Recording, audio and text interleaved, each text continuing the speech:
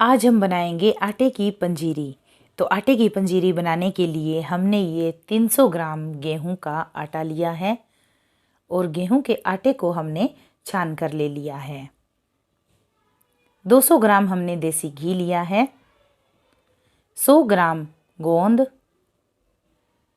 200 ग्राम देसी खांड, 1 चम्मच सौंठ पीसी हुई, 1 कटोरी कद्दूकस किया हुआ नारियल, थोड़े से कटे हुए बादाम, 1/4 चम्मच पीसी हुई काली मिर्च। तो चलिए बनाना शुरू करते हैं। तो आटे की पंजीरी बनाने के लिए सबसे पहले हम एक कढ़ाई गैस पे रखेंगे और इसमें हम डाल देंगे घी और घी को थोड़ा गर्म होने देंगे और गर्म होने के बाद इसमें हम गोंद डाल देंगे। तो घी को हल्का गर्म होते ही हमने इसमें गोंद डाल दिया है और गोंद हमने आधा डाला है। तो इसको भून लेते हैं। तो गोंद हमारा अच्छी तरह से फूल चुका है, इसे हम निकाल देते हैं प्लेट के ऊपर। ये गोंद ज़्यादा था तो ये आपस में चिपक गया है। तो ये गोंद हमने प्लेट पे निकाल लिया है और अब बचा हुआ गोंद है वो भी हम डाल देंगे इसमें कढ़ाई में।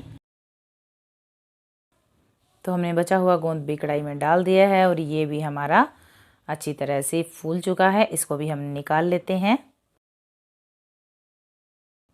तो सारे गोंद को हमने फुला कर निकाल लिया है और गोंद के हमारे अच्छे फुल्ले बन गए हैं। ये आपस में जो चिपक गया था इसको हमने तोड़ लिया हाथों से। तो अब ये जो बचा हुआ घी है इसमें हम डाल देंगे बादाम। तो ये कटे हुए बादाम डाल देते हैं और इनको थोड़ा सा भून लेते हैं। और बादाम के साथ ही हम डाल देंगे इसमें कद्दूकस किया हुआ नारियल और ये नारियल इसमें डाल देंगे हम इसमें और इसको भी हम भून लेंगे। आप चाहें तो इसमें अखरोट भी डाल सकते हैं, मखाने भी डाल सकते हैं और काजू भी डाल सकते हैं। मैंने इसमें बादाम ही डाले हैं और नारियल डाला है। तो इनको हम भून लेते हैं। तो नारियल और बादाम भी हल्का हल्का भुन गया है, ज़्यादा नहीं भुनना है हमें इन्हें। और इसको भी हम प्लेट पे निकाल लेते हैं जिसमें हमने गोंद के फुल्ले निकाल रखे हैं, इसके साथ ही हम निकाल लेते हैं।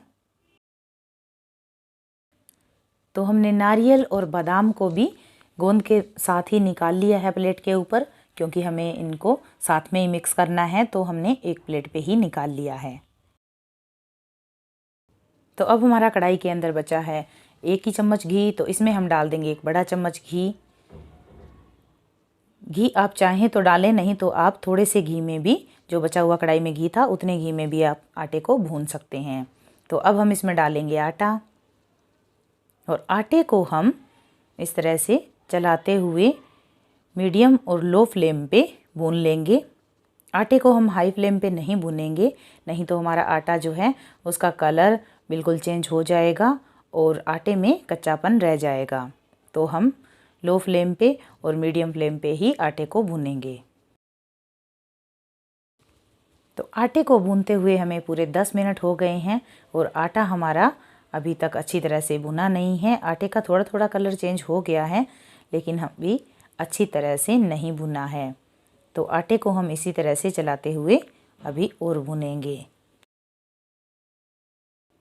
तो अभी हमारा आटा भुन गया है। आटे को हमने लो फ्लेम पे पूरे 20 मिनट तक भुना है और 20 मिनट में हमारा आटा जो है वो भुनकर अच्छी तरह से तैयार हो गया है।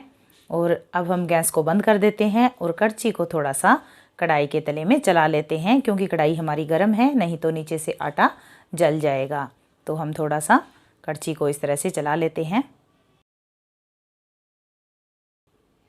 तो अब हमारा आटा जो है वो भूनकर बिल्कुल तैयार है। तो साथ में हम अब डाल देंगे गोंद, नारियल और बादाम, ये भुने हुए इसमें डाल देंगे और साथ में ही हम डाल देंगे इसमें पीसी हुई सौंठ। तो ये सौंठ डाल दी हमने और साथ में ही हम डाल देंगे इसमें काली मिर्च। तो ये काली मिर्च डाल दी हमने। काली मिर्च और सौंठ से इसका टेस्ट बहुत ही अच्छा आता है। तो अब हम इसको मिला देते हैं और अच्छी तरह से मिलाकर हम छोड़ देंगे इसको। खांड हम बाद में डालेंगे।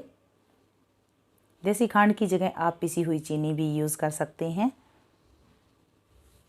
तो इसको अच्छी तरह से मिक्स कर देंगे।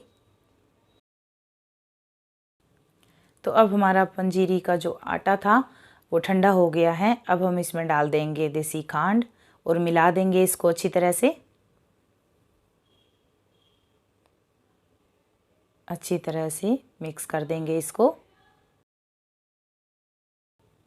तो पंजीरी को हमने थोड़ी देर के लिए छोड़ दिया था ठंडा होने के लिए खांड मिलाने के बाद, और ठंडा होने के बाद हम हाथ से इस तरह से इसको अच्छी तरह से मिला देंगे ताकि गोंद, आटा और खांड अच्छी तरह से मिक्स हो जाए।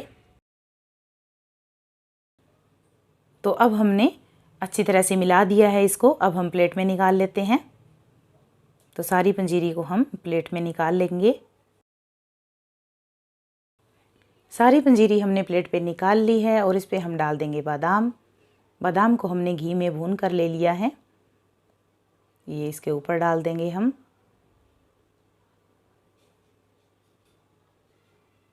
तो हमने इसके ऊपर बादाम डाल दिए हैं।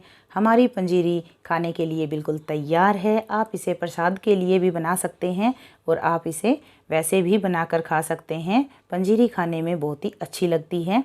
तो आटे की पंजीरी हमारी बिल्कुल तैयार है। अगर आज की रेसिपी अगर आपको पसंद आई हो तो वीडियो को लाइक कीजिए और मेरे चैनल को सब्सक्राइब ज़रूर कीजिए।